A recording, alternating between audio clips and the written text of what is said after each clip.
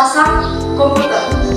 Perkenalkan, nama saya Firman Putra Setiawan C dari SMK Negeri 1 Layewa kelas 12. Perkenalkan, nama saya Arun Kurniawan Gea dari SMK Negeri 1 Layewa kelas 12 TKJ 2. Perkenalkan, nama saya Theodorus Aprimus Lase dari SMK Negeri 1 Layewa kelas 12 TKJ 2. Perkenalkan, nama saya Ibnu BH dari SMK Negeri 1 Layewa kelas 12 TKJ 2. Perkenalkan, nama saya Yusri Zaldaluku dari SMK Negeri 1 Layewa kelas 12 TKJ 2. Perkenalkan, nama saya Mila Marza Buku dari SMK Negeri 1 Layewa kelas 12 TKJ 2. Perkenalkan, nama saya Putri Astuti Lase dari SMK Negeri 1 Layewa kelas 12 TKJ 2. Perkenalkan, nama saya Soni Manzaluku dari SMK Negeri 1 Layewa kelas 12 TKJ 2. Perkenalkan, nama saya Fitrina Zaluku dari SMK Negeri 1 Layewa kelas 12 TKJ 2.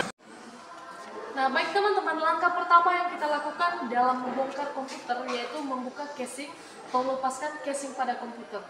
Nah, jadi fungsi casing ini pada komputer yaitu untuk melindungi komputer dari berbagai macam ancaman, misalnya dari debu, dari percikan air, dan lain sebagainya. Jadi itu adalah fungsi dari casing komputer.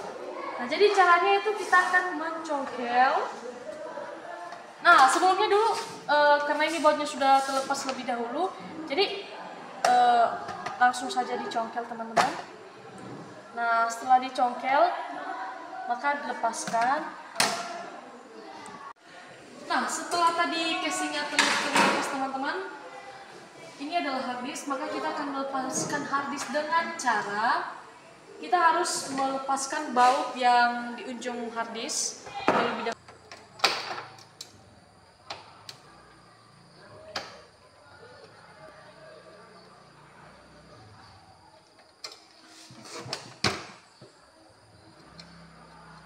Setelah baut lepas, maka langkah yang kita lakukan adalah menarik soket ini sampai lepas. Nah, setelah berbunyi, maka kita akan mengangkat hard disk. Berarti itu sudah lepas ya teman-teman ya. Oke. Nah, jadi teman-teman, ini adalah hard disk.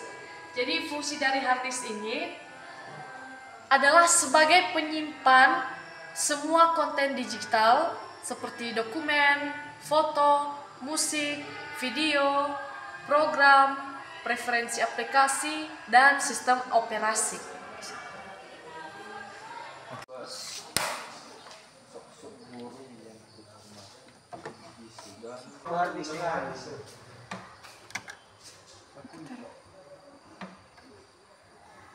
Baik teman-teman, ini adalah RAM. RAM ini adalah tempat penyimpanan data yang diperlukan prosesor komputer untuk menjalankan aplikasi dan membuka file. Baik teman-teman, langkah berikutnya kita akan melepaskan DVD. Pertama, kita akan melepaskan baut pada DVD.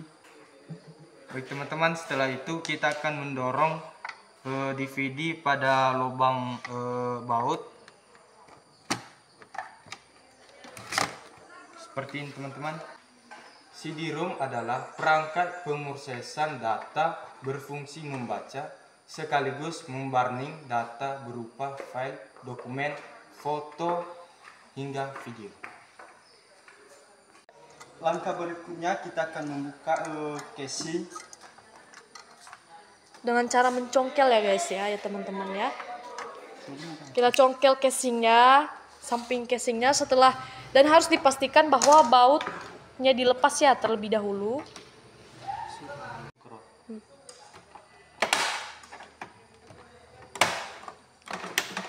Usahakan terlepas semua ya teman-teman ya.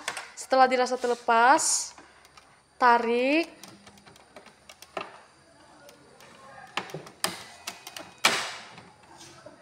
Nah, ini sudah terlepas. Oke, setelah casing yang di bawah dilepas, maka sekarang kita bisa melepas casing yang ini yang menutupi semua komponen komputer ini. Dan sebelumnya kita harus memastikan bahwa baut-baut akan dilepas terlebih dahulu. Setelah bautnya sudah terlepas, maka kita mencongkel casingnya hingga sampai terlepas. Baik teman-teman, casingnya sudah terlepas. Seperti begitu. Baik teman-teman, langkah berikutnya kita akan membongkar casing pada motherboard. Nah, baik teman-teman, baut pada casing motherboard telah terlepas dan langkah berikutnya kita angkat. Dan pastikan sebelum kita mengangkat casing motherboard, usahakan baut dari kabel ID dilepas juga, ya. Karena ketika baut dari kabel ID ini yang tersambung pada hard disk tidak terlepas, maka casing tidak dapat kita lepas, teman-teman. Oke, angkat.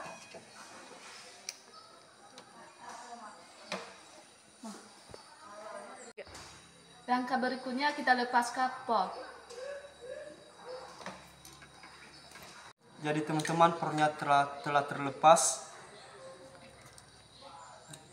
Fungsi por ini yaitu berfungsi sebagai transfer data dari perangkat eksternal atau internal ke komputer pengguna. Nah, jadi teman-teman, sebelum kita melepaskan motherboard, kita harus melepaskan terlebih dahulu kabel-kabel yang terhubung pada motherboard ini dengan melepas-lepas semua baut yang ada pada motherboard.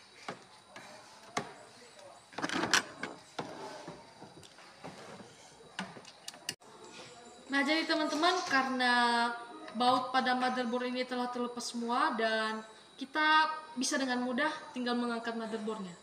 Nah, jadi teman-teman semua, motherboard ini berfungsi sebagai pusat penghubung antara perangkat yang terpasang pada sebuah PC antara motherboard dan bagian-bagiannya dapat menghubungkan kode-kode yang akan difungsikan menjadi sebuah kinerja pada perangkat komputer.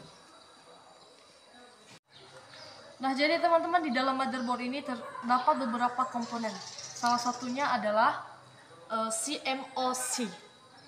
CMOS ini sedikit mirip dengan RAM, yaitu sebagai penyimpanan data namun hanya dalam jumlah kecil. Jadi kapasitas penyimpanan yang berbeda antara RAM dan CMOS. Teman-teman, di dalam motherboard ini setelah CMOS ada perangkat yang lainnya yaitu prosesor. Prosesor berfungsi sebagai input atau penerima dan output atau memberikan data pada PC. Nah, di sini juga ada kabel ID. Jadi kabel ID ini berfungsi sebagai penghubung antara motherboard dengan hard disk dan dengan perangkat-perangkat yang lainnya.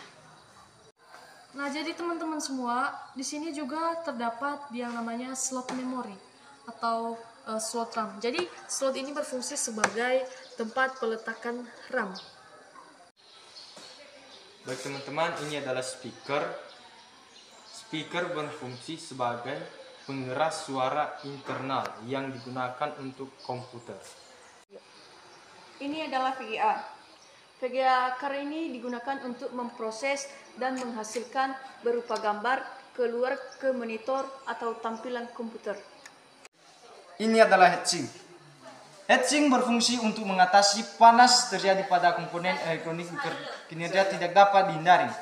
Karena dengan menggunakan heatsink, panas yang ada pada komponen segera diserap oleh mesin heatsink, sehingga panas tidak menumpuk pada komponen yang bisa menimbulkan overheat ataupun kerusakan. Oke teman-teman semua, kami telah menjelaskan beberapa fungsi dari komponen komputer. Setelahnya kami akan melanjutkan untuk membongkar. Yang pertama kami akan melepaskan heatsinknya. Ya, kita lepaskan bautnya teman-teman ya. Oke, setelah heatsink terlepas, maka kita akan melepaskan motherboard. Motherboardnya tolong diangkat. Oke, yap. Motherboardnya telah terlepas. Nah, setelah itu VGA-nya dibongkar, bautnya dilepas. Oke, jadi more pada VGA-nya telah terlepas, jadi tinggal diangkat. Yaps. Oke. Jadi teman-teman, langkah berikutnya kita akan melepaskan casing yang menutupi LCD. Ya, kita akan melepaskan terlebih dahulu baut-baut yang ada di pinggir. Usahakan terlepas semua ya teman-teman ya. Oke, jadi karena bautnya telah terlepas semua, jadi kita bisa mengangkat LCD-nya beserta casingnya juga.